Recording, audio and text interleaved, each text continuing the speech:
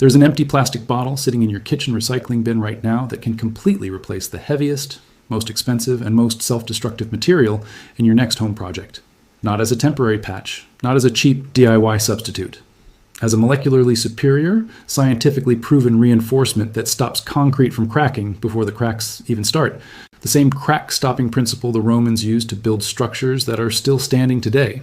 It will work in your driveway, under your patio, inside your fence post footings, and beneath your shed. Anywhere you are about to pay a contractor to bury hundreds of pounds of heavy steel in the dirt. And the reason no contractor has ever offered this to you, the reason the hardware store doesn't have a giant neon sign pointing to your recycling bin, is because a $240 billion global industry spends a lot of time and money making sure you keep buying their steel. This is the story of PAPE plastic, the cheapest, most resilient concrete reinforcement you already own, and the one the supply chain hopes you never figure out how to use. Let's start with that concrete quote sitting on your kitchen counter right now. If you pour a standard 400 square foot driveway, you are paying for concrete, sure, but you're also paying for the steel rebar. That steel alone runs $80 to $150. But steel doesn't place itself. You pay a guy an hourly rate to haul it, cut it, bend it, and tie it into a neat little grid on tiny little chairs. You're paying to haul dead weight to your property, paying a markup on the labor, and then burying it inside a material where it will eventually betray you. Because here is what the industry doesn't want you to think about. Concrete absorbs water. Eventually, moisture finds its way through the slab, reaches those steel bars, and the rust begins. Rust does not sit quietly in the dark. It expands. It pushes outward with incredible force against the very concrete it was supposed to protect. That crumbling sidewalk you walked past this morning, that bridge deck with chunks peeling off, the pitting across your neighbor's driveway. In almost every case, the concrete didn't fail. The steel failed. You are paying premium prices for a material with a self-destruct sequence baked right into its chemistry. Concrete doesn't actually need a rigid steel grid to survive on the ground. It just needs something to hold its microcracks together. The Romans understood this 2,000 years ago. They mixed horsehair directly into their concrete. No steel, no rust, just thousands of tiny fibers acting like microscopic staples, catching the cracks before they could spread. Fast forward to the late 1990s. Researchers at the Polytechnic of Bari in Italy ran an experiment. They took regular PT plastic water bottles, the exact same ones you drink from, cut them into little strips, and tossed them into a concrete mixer. The physics were immediate and measurable. The plastic strips bonded to the cement paste. They bridged the microcracks. They did exactly what Roman horsehair did, but with material pulled out of the garbage. The science cannot be argued. A 2025 study published in Scientific Reports tested hand-shredded plastic bottles mixed into concrete. Flexural strength climbed over 11%. Tensile strength jumped nearly 18%. Flexural strength is what decides whether your driveway survives a heavy delivery truck parking on it.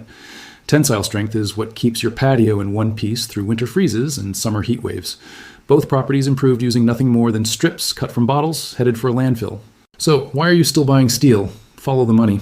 The global steel rebar market is valued at over $240 billion every single year. That money flows because of a supply chain that acts like a series of toll booths. The steel is mined, smelted, rolled, shipped, warehoused, marked up by a distributor, marked up by a supplier, and marked up by the guy tying it in your yard. Every step takes a cut. Now compare that to PET plastic. Plastic has a density of about 1.38 grams per cubic centimeter. Steel is 7.85. The plastic is over 75% lighter. And more importantly, its tensile strength is actually higher than the concrete itself. If you shred those bottles and mix them in, the fibers distribute in 3 dimensions. Every cubic inch of that mix contains reinforcement. No grid to install, no labor bill for tie wire, no rust. If you replace the grid with your own trash, the toll booths close. Nobody gets a cut of your recycling bin. Who loses money when you figure that out? Everyone except you. The commercial synthetic fiber industry saw this threat years ago. They pulled a move straight out of the bottled water playbook. They took the exact same class of polymer materials, packaged them in small branded bags, and placed them on masonry supply shelves for $8 to $15 a pound. You are paying a massive premium for a bag that contains, functionally, what you could cut from your own waste stream in 10 minutes for free. The bag exists because the bag is where the profit margin lives. But the rebar industry doesn't even need a bag. They have something better. They have building codes. Steel rebar is written directly into building specifications, drafted with input from construction lobbying groups. Even though the American Concrete Institute explicitly approves fiber reinforcement for slabs on grade, pavements, and non-structural applications, the default never changes. The permit office keeps checking the steel box. The contractor keeps quoting the steel grid. The $240 billion industry doesn't need you to be ignorant. It just needs you to never run the math yourself. Here's exactly what that math looks like, and what your hands need to do to stop paying the toll. Grab those empty water bottles from your bin, the clear ones stamped with the number 1 inside the triangle on the bottom. Cut the label off, snip the top and bottom away, and slice the cylinder into rings. Then, cut those rings open and shred them into strips, roughly 1 to 2 inches long and 1/4 inch wide. Do not make them pretty. This is the secret the labs figured out. If the strips are slightly jagged, slightly twisted, and ugly, they actually create more friction and grip the cement paste harder. Perfection is the enemy of a good bond here. Throw on a podcast, spend 20 minutes with a pair of scissors, and toss the strips into a bag. That bag is your new reinforcement grid. The material cost is literally 0. When you are ready to pour your patio or fence post, the sequence is almost offensively simple, but you cannot get it wrong. Dry materials first, fiber second, water last. Put your dry concrete mix into the mixer. Add the plastic strips gradually while the mixer turns before a single drop of water touches the batch. Let it spin dry for a minute. If you add the water first, the plastic clumps together like wet confetti.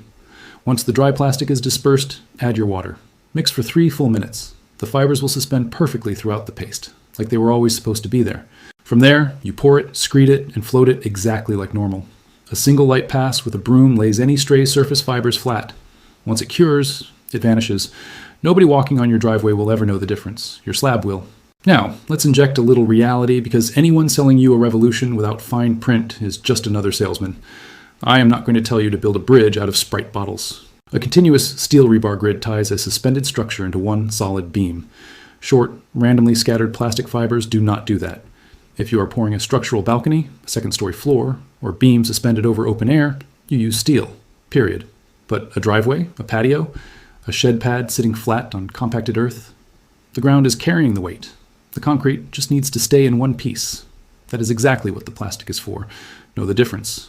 A patio is not a parking garage. You also need to respect the dosage.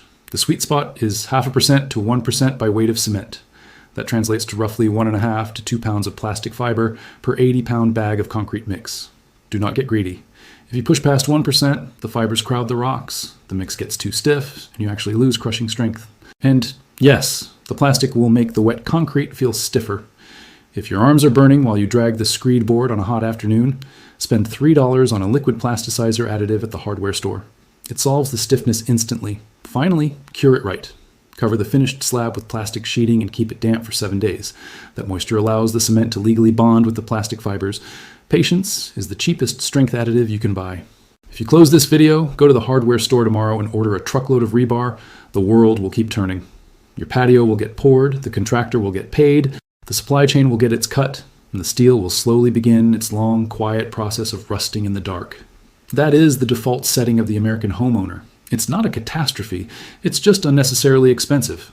But the gap is closed now. The distance between the published science in a university lab and the driveway in your backyard is gone.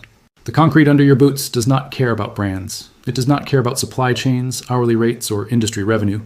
It only responds to physics. It only cares whether something is there to grab the crack the exact millisecond it forms. The Romans solved it with horses. The universities solved it with recycling. You can solve it with the trash sitting in your kitchen right now. The secret is out. What you do with your next pour is entirely up to you.